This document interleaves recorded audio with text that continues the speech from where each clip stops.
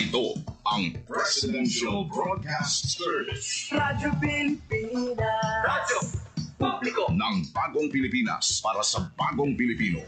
Naghahatid ng mahahalagang balita at impormasyon na guugnay ng pamahalaan sa sambayanan. Tulay sa himpapawid ng serbisyo publiko. Radyo Pilipinas. Radyo Publiko. Ang boses ng Pangulo. Sa Iloilo, Radyo Pilipinas. 585 AM. Oras sa Radyo Pilipinas, las 4:09 sa hapon. Gikan sa hulog balitaan sa PBS, Radyo Pilipinas, Iloilo.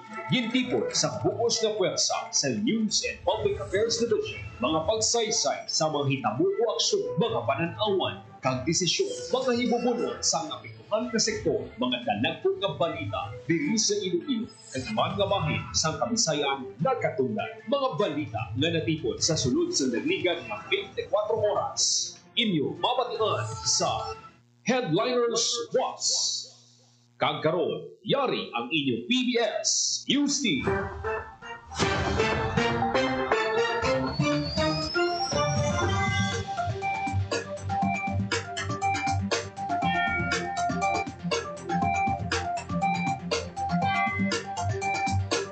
Mayong hapon Pilipinas, mayong hapon Western Visayas.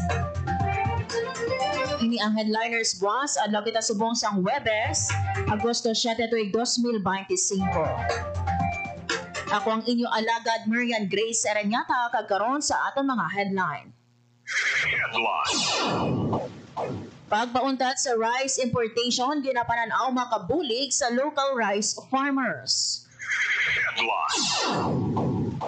Pagpanagtag sa masobra 241 million pesos nga indemnity check para sa masobra 49,000 nga mga mangunguma kag mangingisda sa Iloilo, ginsugura na sang PCIC. Anong katawo gindakop bangod nagagamit sa dinamita sa pagpangisda sa Banwa, San Carles. Top 6 most wanted persons sa Western Visayas arestado sa syudad sang Iloilo. Masobra 3,000 nga social pensioner sa Banwa Sang Dueñas, Iloilo, nagbaton sang pension para sa third quarter sang 2025. Kag ICAS nakadakop sang masobra 100 nga individual nga naglapas sa anti-smoking ordinance sa bulan sang Hulyo. Oras sa Radyo Pilipinas, las 4:12 sa hapon. Radyo Pilipinas. Radyo Pilipinas News. Pagkaroon sa detalye na sa atong mga balita. Radyo Pilipinas. Radyo Pilipinas News. Pagpauntat sang rice importation, ginapananaw makabulig sa local rice farmers. Ang detalye sa balita sa report ni Janelle Baclay. Radyo Pilipinas. Radyo Pilipinas Report. Paborang rice retailer nga si Nathaniel Falsis gikan sa Aro Big Market nga temporaryo mauntato ng pag-import sang bugas sa luwasang pungsod nga ginmando ni Presidente Ferdinand R. Marcos Jr. sa pagpakigangot sa Radyo Pilipinas Iloilo sa natungdan ginpayag sini nga kakompetisyon sang local farmers ang rice import. Pagi sa 60-day ban, mas mahatagan oportunidad ang mga mamuma nga magbaligya sa mataas nga presyo sa ilang produkto nga bugas. Ginpayag naman ni Greg Sambulan na dapat mas mabuligan pa sang gobyerno ang mga mamuma kahit masuportahan magluwas sa pagpatuman sang ban sa rice importation. Para sa Bagong Pilipinas, Janelle Baclay, Radyo Pilipinas, Radyo Publiko. Radyo Pilipinas. Radyo Pilipinas News.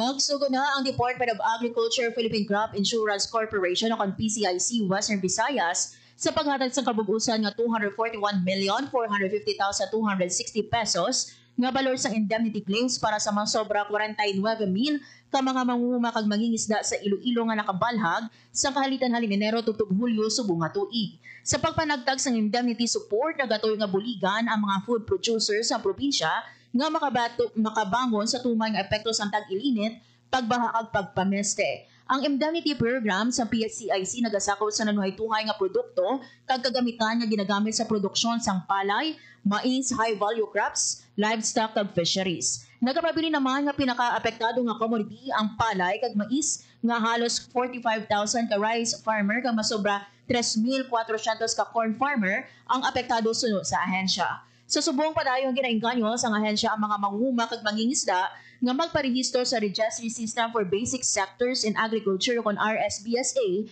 para sa libre nga insurance coverage. Radyo Pilipinas. Radyo Pilipinas News.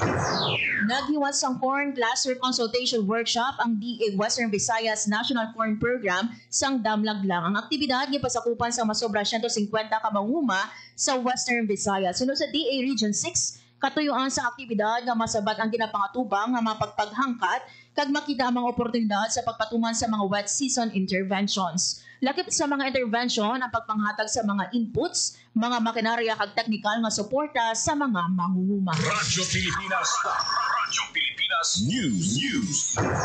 Nagpaidalaw sa 3 ka adlaw nga intensive business training program ang 60 ka young entrepreneurs sa Western Visayas. Ini sa idalom sa Youth Entrepreneurship Program, Bootcamp for Young Entrepreneurs o CONYEP by 2025 nga giniwat sang Department of Trade and Industry Western Visayas sa syudad sang Iloilo sang Damlaglang.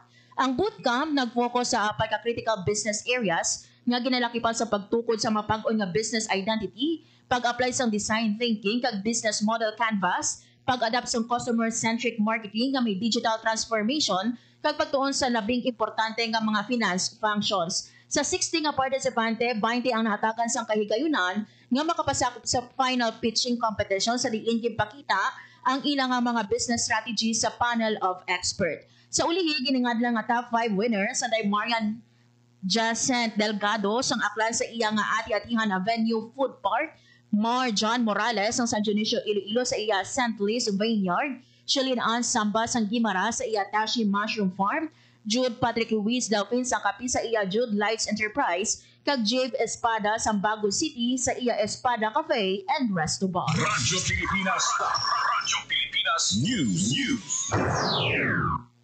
Arestado sa kapulisan ang top 6 most wanted persons sa Western Visayas sa Barangay Kalaparan Arevalo sa syudad sang Iloilo. Ang suspect ang kilala nga si alias Martin, 55 anyos, kag residente sang syudad. Kaso nga rape maging pangatubang sang suspect. Ang madinilagon nga operasyon kay patigayon sang Iloilo City Mobile Force Company, lakip man sang Iloilo City Police Station 6, City Intelligence Unit, kag Regional Intelligence Unit 6. Sunod kay Police Regional Office 6 Director Brigadier General Josefino Ligan, ang pagka-aresto sa wanted person nakapakita lang sa padayon nga dedikasyon sa kapulisan nga maaresto ang kriminal nga mga may salabton sa layi. Sa karon yara na ang suspect sa kustodiya sang Iloilo City Police Station number 6. Radyo Pilipinas. Radyo Pilipinas News. Arestado sang Leganes Municipal Police Station ang isa ka durugista sa ginpatigayon nga bypass operation sa Barangay Poblacion Leganes, Iloilo. Ang suspect ang kilala nga si Boning, 31 anyos, kag residente sa Barangay Talibong, Saraga, Iloilo. Nakumpiska sa suspect ang 59 gramos nga shabu nga nagabalor sang 340,000 ka pesos kag pusil.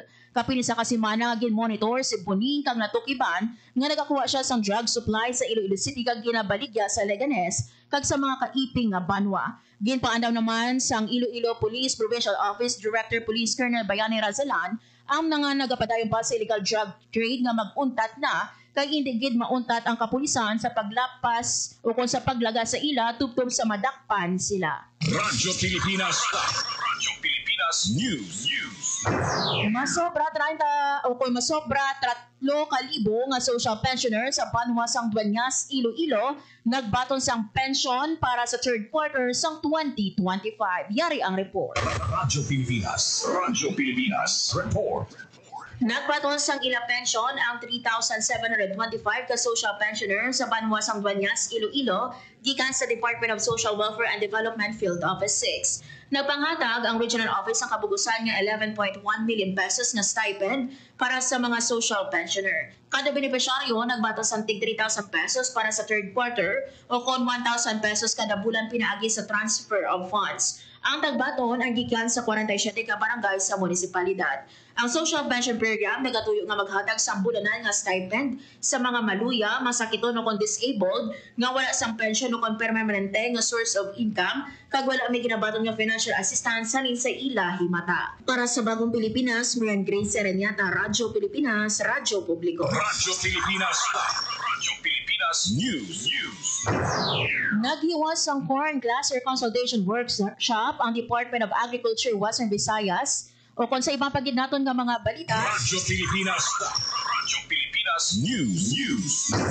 Ginpanugyan nga magingagaw sa pagparehistro ang mga bag-o nga botante sa syudad sang Iloilo sa nabilin nga 4 ka adlaw nga voters registration. Sa gintanan nga schedule sang Comelec City halin Agosto 7 tubtob 10, hiwaton ang registration sa Robinsons Main Iloilo hasta na lang sa Domingo. Sa karon may masobra 3,000 nga narehistro ang Comelec City. Ginabantayara sa 8,000 ang target nga makaparehistro santo sa estimate sang komisyon sa syudad sang Iloilo. Radyo Pilipinas News.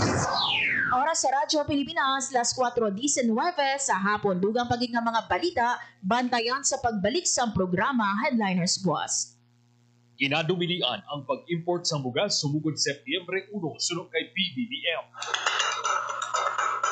Para maproteksyonan ng mga mangunguma sa buong ating talani, ginapasuspindi ni Presidente Ferdinand Marcos Jr. ang pag-import sa bugas sumugod Setyembre 1. Magalawig ang suspensyon sa 60 kaadlaw. Nagdesisyon ang Presidente matapos konsultahon ang cabinet officials samtang dito siya sa India para sa state visit. Ginrekomenda ni Agriculture Secretary Francisco Chu Laurel Jr. ang suspensyon. Hatid ay balita, impormasyon at sari-saring kaalaman tungkol sa sektor ng agrikultura sa ating bayan. Usapang Agrikultura kasama ang Department of Agriculture. Alamin ang mga hakbang ng administrasyon para mas mapaunlad pa ang iba't ibang industriyang agrikultural at pakinggan ang mga proyektong handog sa mamamayan upang mapalago ang kanilang mga kabuhayan. Usapang Agrikultura, Lunes hanggang Biyernes, alas 5 ng umaga, dito lang sa Radyo Pilipinas. Time to celebrate kulturang Pinoy. Tradisyon, musika, sining, literatura at iba pa. Anything and everything fun and Filipino. Ito ang Pinoy Kultura. If there's anything that could describe the Filipino, it's that he loves to eat, which may not be exclusive to the race, but is especially unique because of his ingenuity and creativity when it comes to making food that's not only delicious but affordable.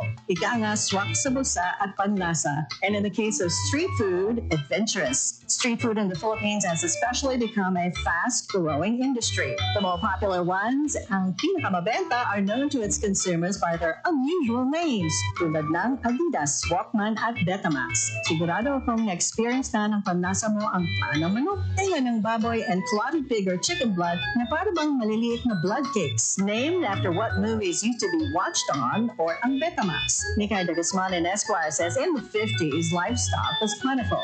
Street food sold were the more expensive cuts, chicken or pork barbecue. But when the economic crisis hit in the 70s, Pinoys looked to the parts that normally get thrown out, like intestines and innards. These suddenly became valuable and reinforced the Filipino practice, walang tapon, walang sayang. That in turn brought out the isaw, a word that came from sausawan, where you dip the isaw. But that's just 3 of a variety of street food. There's even a day-old chick boiled or fried, and these days, chicken skin. Found more often near bus stops, markets, or workplaces where an ordinary person can grab a quick snack for less than 10 pesos. Ano man ito, banana cue, kamote cue, turon man, kwek-kwek, or tukneneng. In these times of frugality and austerity, laman siya ng Pilipino at ng kanyang kultura.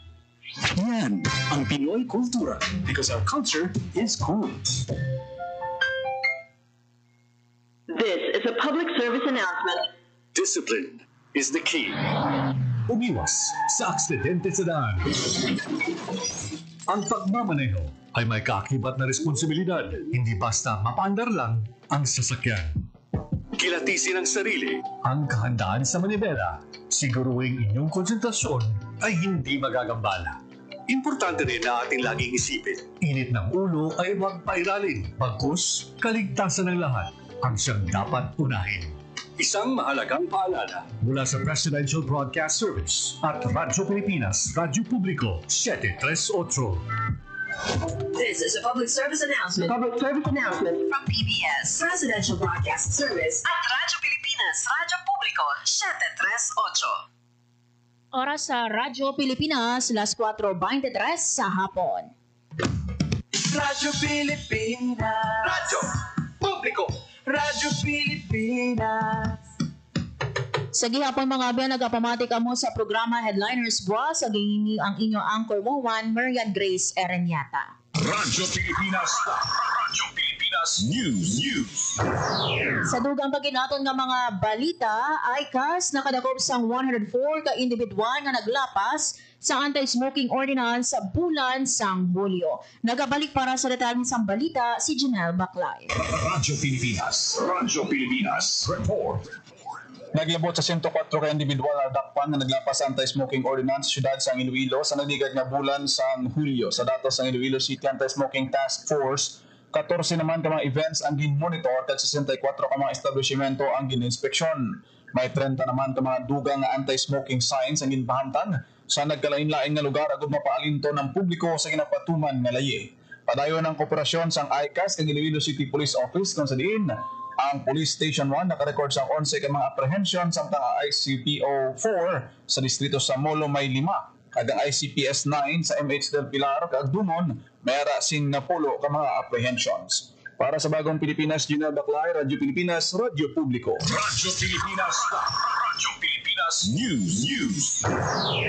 Naka-avail sang libre nga medical services sa Kapitolyo ang mga empleyado kag mga kliyente. Kadungan sa National Hospital Week, ang Hospital Management Office kaupod ang 13 ka mga provincial kag district hospitals naghatag sang free medical services ang opisina bilang kabahin sa ilapagpanikasog nga palapiton ang kalidad ng healthcare sa mga Ilonggo. Lakip sa sini nga mga libre nga serbisyo karon ang medical check-up, CBG monitoring, nerve screening, neuro screening kag HIV screening. May wellness kits kag iban pa nga freebies ang gintanyag man sa mga empleyado kag kliyente. Radyo Pilipinas. Radyo Pilipinas News.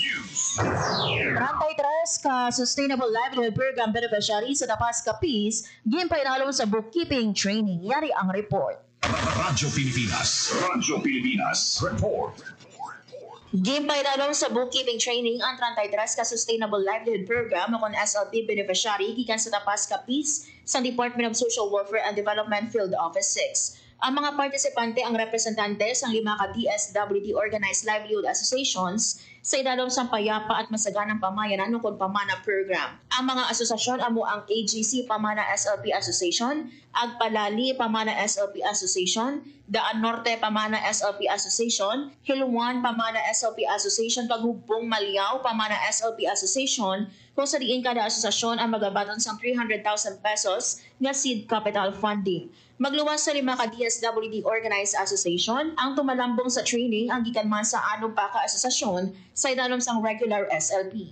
Ini ang Bagong Baryo SLP Association, Apero SLP Association, Balcam SLP Association, Malipayon Agtugas SLP Association, San Nicolas Gulayan SLP Association kag Bakas Taslan SLP Association. Kada partisipante nakatapos ang 8 hours simple bookkeeping training nga nagatuyo nga tudloan ang mga tumalambong sang essential financial management skills nga makabulig sa ila sa insakto nga pag-track sang income kag expenses lakip man sa pag-sustain sang livelihood projects. Lakip sa livelihood projects nga igatukod sa mga asosasyon amo ang milling and retailing, carabao racing, poultry production, native chicken farming, vegetable production, tailoring, variety stores kag karenderya o kon local eatery businesses. Para sa Bagong Pilipinas, Marian Grace Ereñata, Radyo Pilipinas, Radyo Publiko. Radyo Pilipinas. Radyo Pilipinas News. Passport on Wheels siwaton liwat sa Rojas City sa bulan sang Setyembre. Ang detalye sa balita sa report ni Hope Torrechante. Radyo Pilipinas. Radyo Pilipinas. Report. Liwat lauman ng Passport on Wheels sa Rojas City, Capiz. Iwato ng Passport on Wheels sa bulan sang Setyembre pinaagi sa pagbinuligay sa Department of Foreign Affairs, Office of Consular Affairs kag local government units sang Rojas. Para makakuha sang slot para sa passport application, kinahanglan anay mag-agi sa pre-verification ni hiwaton sa Rojas City Hall alas 9 sang aga tubtub alas 3 sang hapon sa Agosto 12 para sa mga minor, senior citizens, persons with disabilities kag nagabusog. Sa Agosto 13 naman ang pre-verification para sa regular applicants. Ginaklaro sang LGU nga new kag renewal passport application lamang ang ila pagabatunon. 1,200 pesos ang processing fee pinaagi sa electronic payment. Ginklaro man sang Rojas City Government na first come first serve basis ang passport application pinaagi sa Passport on Wheels. Para sa Bagong Pilipinas, Hope Tarichante, Radyo Pilipinas, Radyo Publiko. Radyo Pilipinas. Radyo Pilipinas News. Kag sa katapusan nga balita, Radyo Pilipinas. Radyo Pilipinas News. 55 ka PWD, PDL kag ALS beneficiary ginpainalom sa hair grooming kag beauty care training sa LGU Pasig City. Yari ang report. Radyo Pilipinas. Radyo Pilipinas Report. Ginpainalom sa hair grooming kag beauty care training ang 55 ka persons with disabilities o kang PWDs, persons deprived of liberty o kang PDLs kag alternative learning system o kang ALS beneficiary sa syudad sang Pasig sang lokal nga panguluhan. Ang training kabay sang 3G, ang gupit ganda't galing program nga ginpangunahan sa Office of the City Mayor, kaupod ang Office of the City Social Welfare and Development kag partners gikan sa pribado nga sektor. Tinutuyo sining hanason pa ang abilidad sa marginalized sectors para sa ilang self-employment kag sustainable income generation. Para sa Bagong Pilipinas, Marian Grace Saranyata, Radyo Pilipinas, Radyo Publiko. Radyo Pilipinas. Radyo Pilipinas News. Oras sa Radyo Pilipinas, las 4:30 sa hapon. Kag amayado ang mga balita nga natipon kag ginbantayan sang Radyo Pilipinas Iloilo News Team para sa Headliners Boss adlaw kita subong sang Huwebes, Agosto 7 tuig 2025.